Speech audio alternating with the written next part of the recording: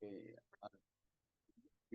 I am going to solve a problem about statically determinate indeterminate truss having two redundant using consistent deformation method. Here's the problem. Analyze the truss shown in the figure. Assume that E is equal to 30,000 KSI and the ratio of length over area is equal to 1 for all members. Okay, so this is the real truss, and if we check the determinacy, there are how many members? 1, 2, 3, 4, 5, 6, 7, 8, 9, 10, 11, 12, 13, 14. There are 14 members, and there are 4 reactions, no? 2 at A, 1 at C, and then 1 at E. So 14 plus 4 is 18. And there are 8 joints. 8 joints. 1, 2, 3, 4, 5, 6, 7, 8. So 2 times 8, 16. Or 18 against 16. Okay. Second degree. Statically indeterminate to the second degree. So the idea here is create uh, create a primary truss where i-remove ang duha ka redundant. So for this one, I'm going to remove the support at C and then this member, i-cut na ko, diagonal CD. Okay. Here's the primary truss. So na-remove ang support sa C and then gi-remove ang diagonal na CD. So determinate na ni. Determinate 13 members and 3 reaction components, 16 against 16 ka equation. So equilibrium conditions, the reactions RA and RE, ang horizontal reaction automatic 0 since ang load nato is vertical.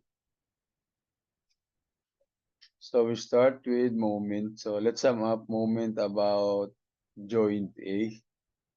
And we can solve for RE. It's negative 64 times 24 plus RE times 96. And RE is equal to 16. And then after this, you sum up force vertical to solve for RA. And our RA is 48. Okay, so after solving for the reactions, okay, we are going to determine the force of all the members. Okay, and those values are labeled as prime, not the real value of the force. Since gi-cut na to ang CD and then gi-remove na to ang support at C.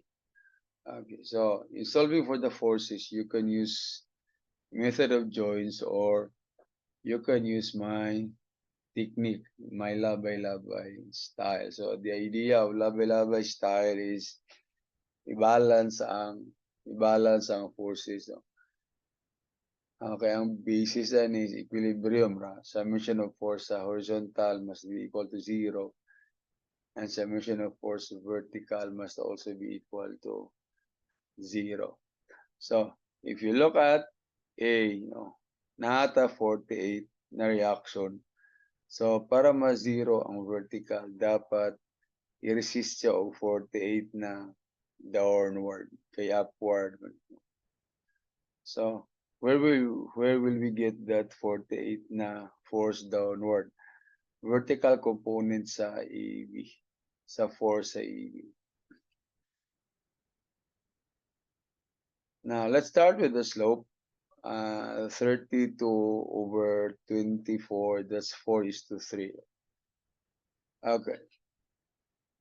So Upward man is o downward, 48 yapon para mabalance ang vertical.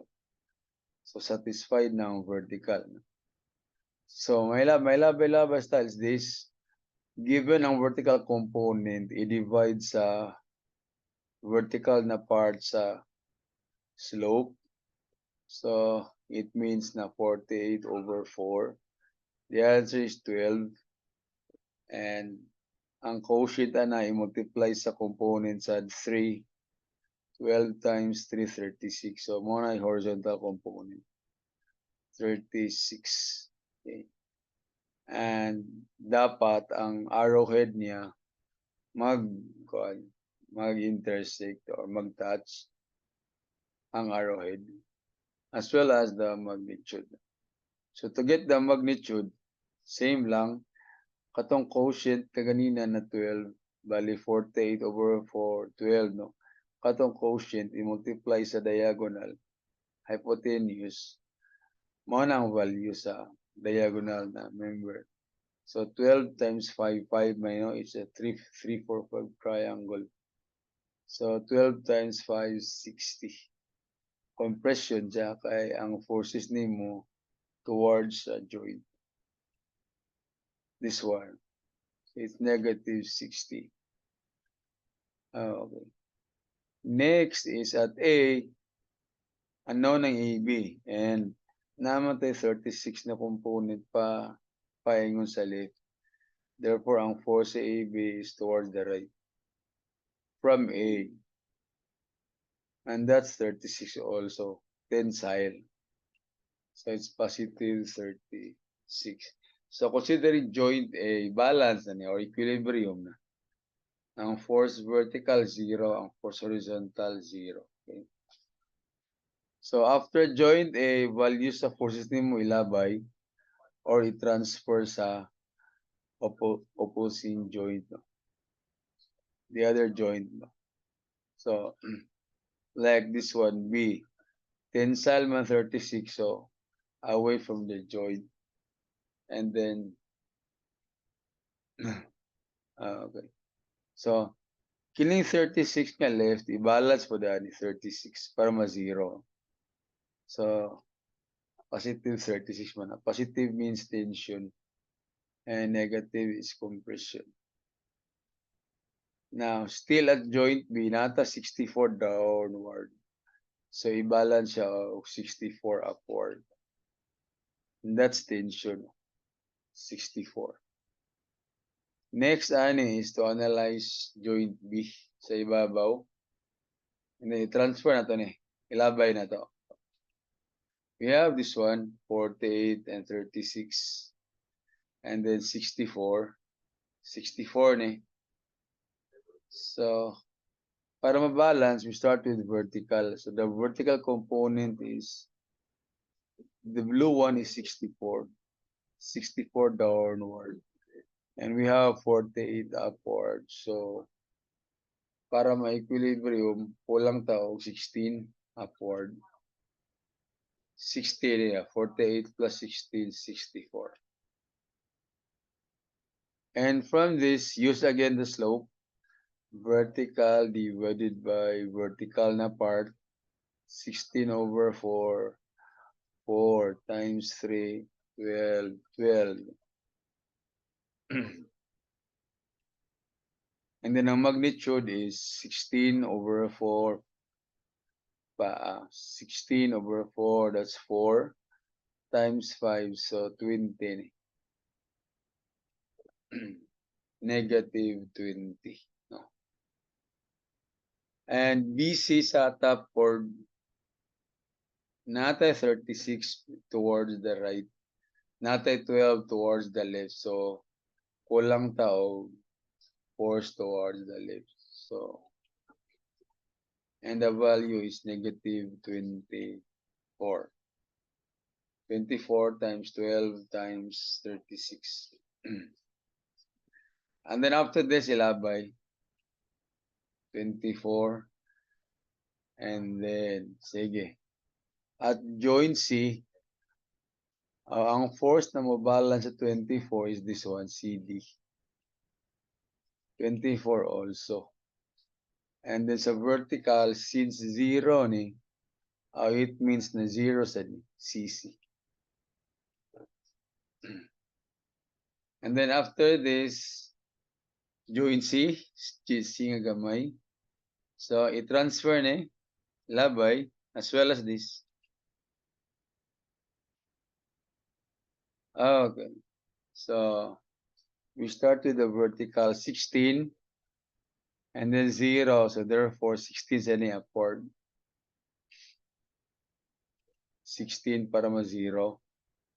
And then use the slope. 16 over 4 times 3, 12. And ang iyang magnitude is 16 over 4, 5 times 5. 16 over 4 is 4 times 5 is 20.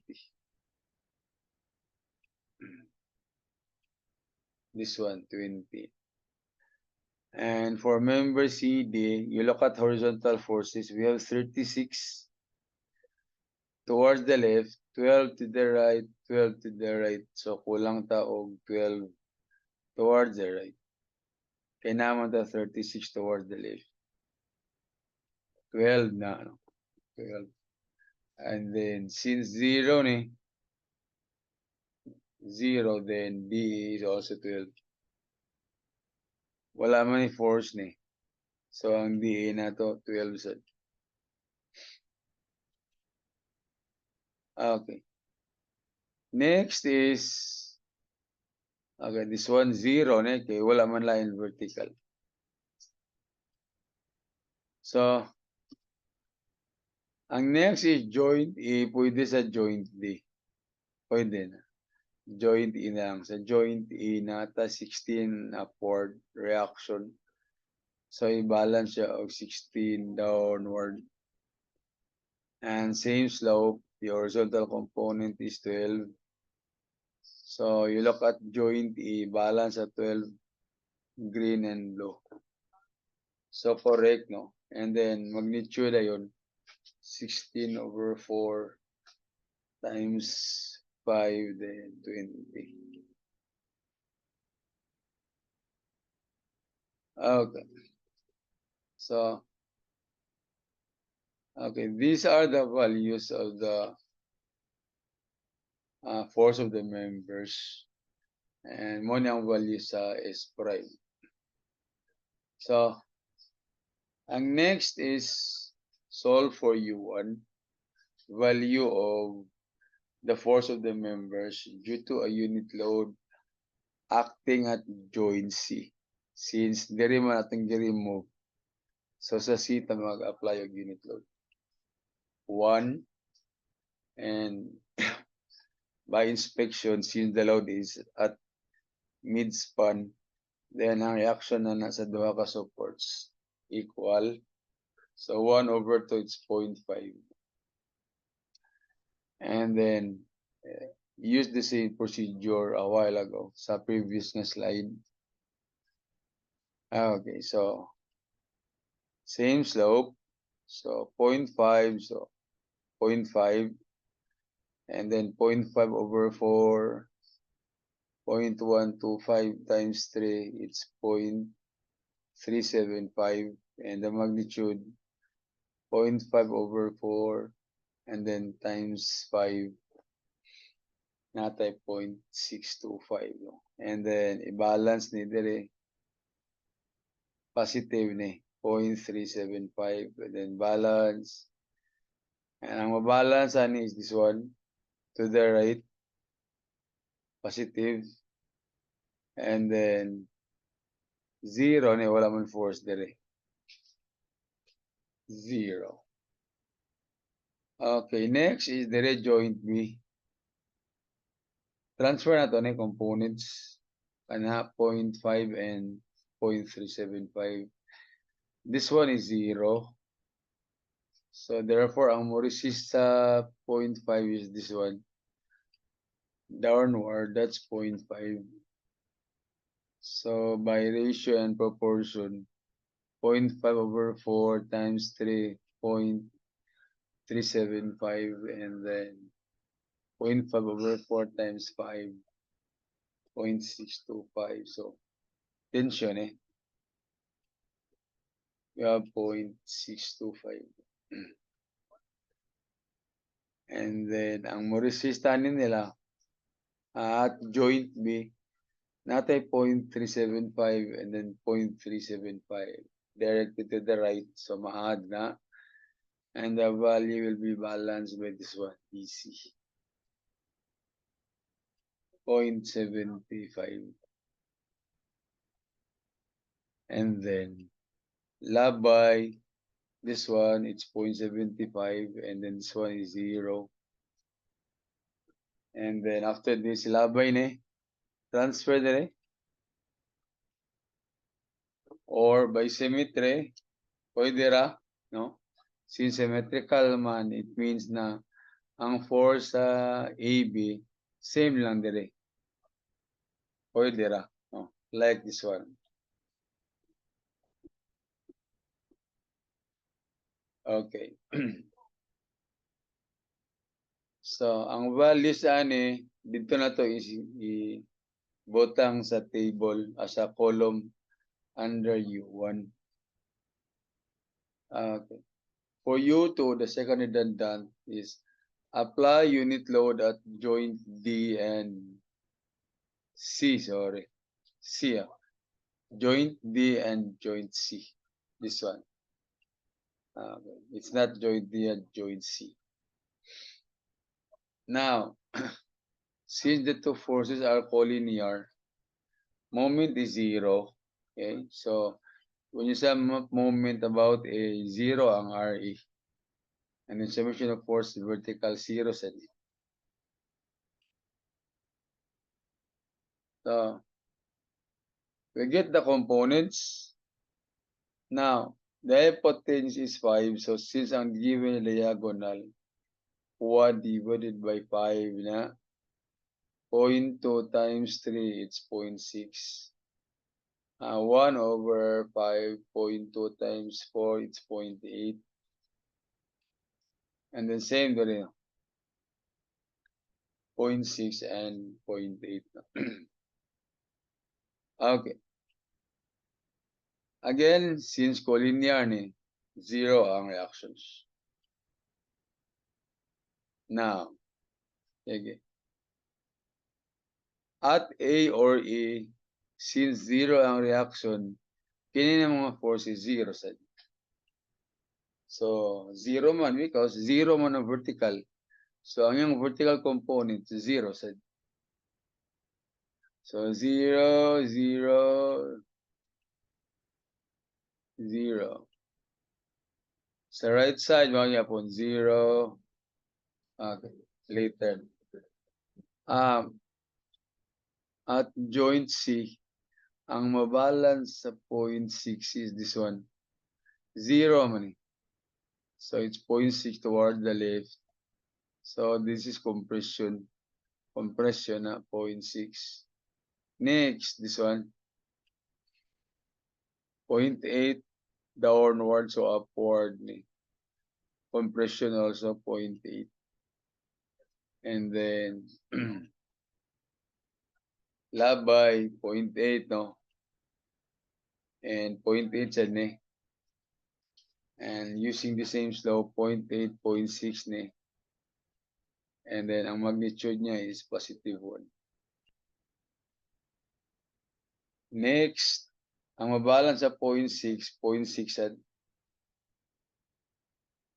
kay 0 man eh.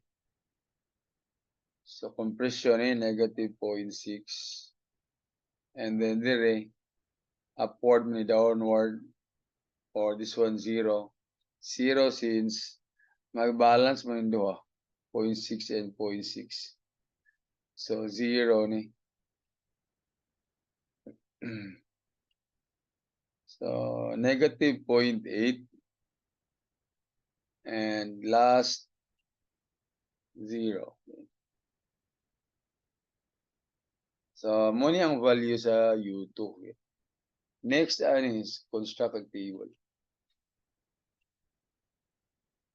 So, muna ang summary of values is prime. Yan ito nan. Kini nga values, input lang 36 and so on. Same also with U1 and U2. Okay. Now, ang length na to, 24 may 24. Bottom chord, top chord, and vertical web members. Oh, sorry. Bottom chord and top chord, ang length na is 24. Ang vertical, 32. Ang diagonal is 40. No? Similar triangles, 24, 32, 40.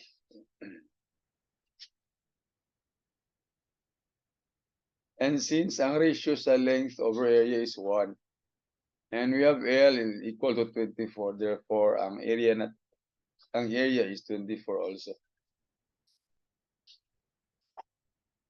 Although wala gyatag ang value, pero na may condition nito ratio na L over A is 1.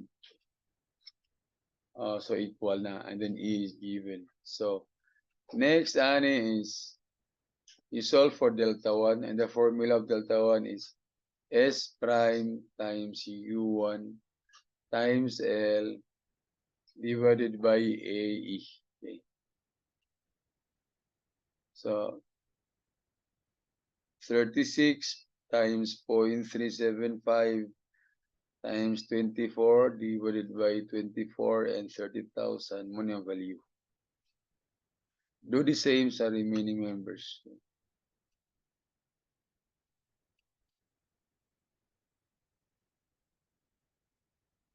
Okay. Basta ang value ang formula sa delta 1 is S prime times U1 times L divided by E. Okay. Mo yan total. And sunod, delta 2.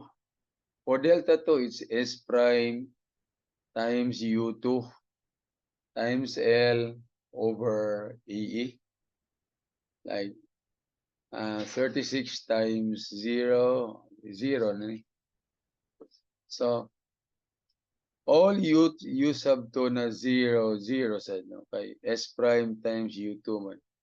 So, tanan na 0 na U2, 0 sa. So, kini na value. 12 times 0.6 times 24 over 24 and 30,000 value. 0 U2. Now, for this one, na value ang U2, but our S prime is 0 to 0. This one I value. That's 20 times 1 times 40 over 40 times 30,000. 0 sad. This one, 0 ang S prime. 0 ang S prime. 0 ang U2. Kini sad. Negative 24 times negative 0.6 times 24 over 24 times 30,000. Okay, next is i-add. The total is this. Okay, next.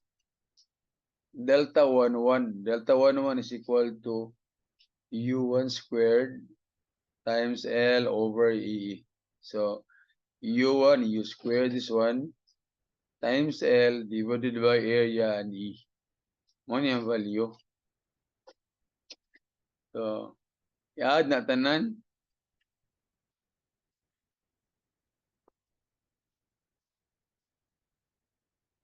Okay. So, these are the values of U of delta 1, 1. And i-add mo, this is the total. Next is delta 2, 2. So, for delta 2, 2, it's U sub 2 squared times L over E. So, pag 0, of course, 0 sa U2 man. So, 0. Ang naalang value is katong na value na U2. So, 0.6 squared times 24 L over area E. Up to the last member. So, i-add ano yan total. And then, delta 1, 2 or delta 2, 1. Ang formula ni is U1 times U2 times L over E. So, U1 times U2 times L over E. So, again, either U1 or U2, 0, 0 na. Like this one, 0 U2, 0. So, 0, 0, 0. Yan ay value. 0.375 times negative 0.6 times L over E. 0. This one, U1 ang 0, so 0. Na value 0.625 times 1 times L over E. This one is 0. This one, U1 is 0. And then U2, 0. And then last, this one.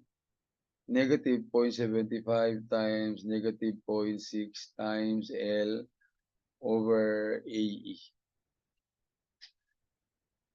And then, i-add ni mo, this is the total. Okay. So, after this, before na to ma-solve ang, ma-determine ang true value, okay, i-solve na to ang redundant. No? So, we will be needing the value of this sa compatibility equation.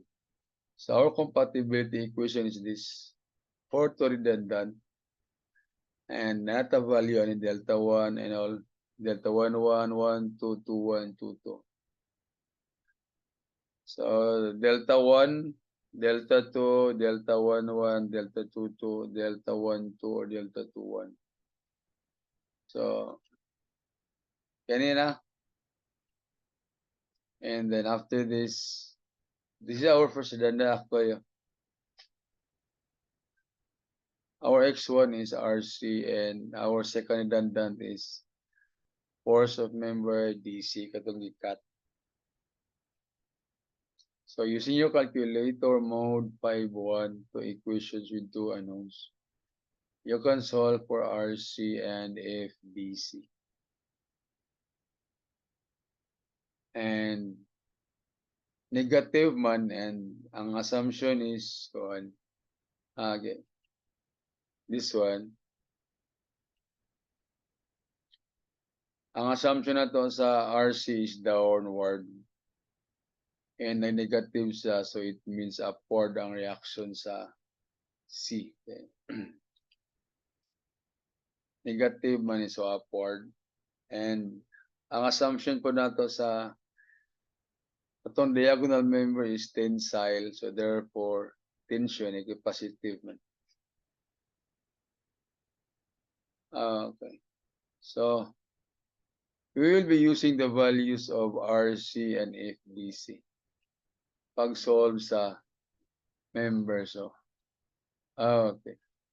So, ang true value sa force of member is given by the equation S prime, S is equal to S prime plus U1 times the first redundant plus U2 times the second redundant. So, in the case of AB, ang true value sa force niya is S prime 36 plus U1 times RC. Okay. Ano itong RC? So it's 36 plus 0.375 times RC plus 0 times FBC. The value is this. 36 plus 0.375 times RC and so on. 21.8 positive. You do the same for all members. Okay? So it's negative 60 minus 0.625 times negative 37 plus 0 times 1.2437. This is the value. And up to the last member. Okay. Mauna ni ang correct value sa for sa members. So, after this, imo ni imbutang sa trust mo yung mga values niya. Okay. Mo ni atong redundant. Second redundant. Ang first is RC. So, after this, we solve for the reactions. So, ang sa reactions is same sa kuan. Same dire. Instead, force lang. So, sa reaction is value of R or R prime, value of R due to unit load, which is this one. Like for R, 48, 48 siya plus U1, dire, 0.5. Oh. So it's 48 plus 0.5 times RC plus U2, 0, 0 na, times this one. So, naray, 48 plus U1 times RC plus U2 times FDC. And the value is 29.608. And then next is RE, 16 plus 0.5 times RC plus 0 times FDC. Negative, so it means na downward. No?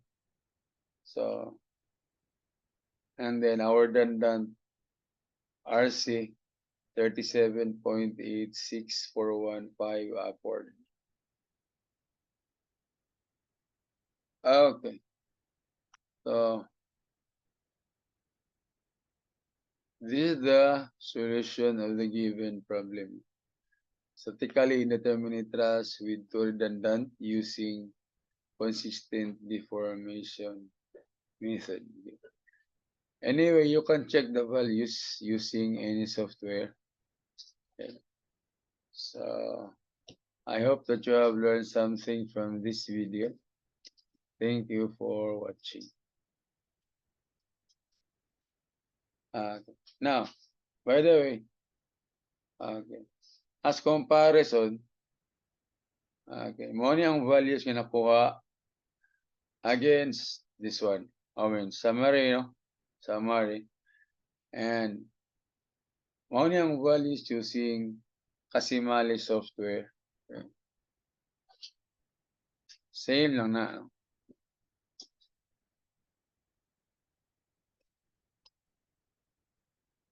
Okay, so again, thank you for watching.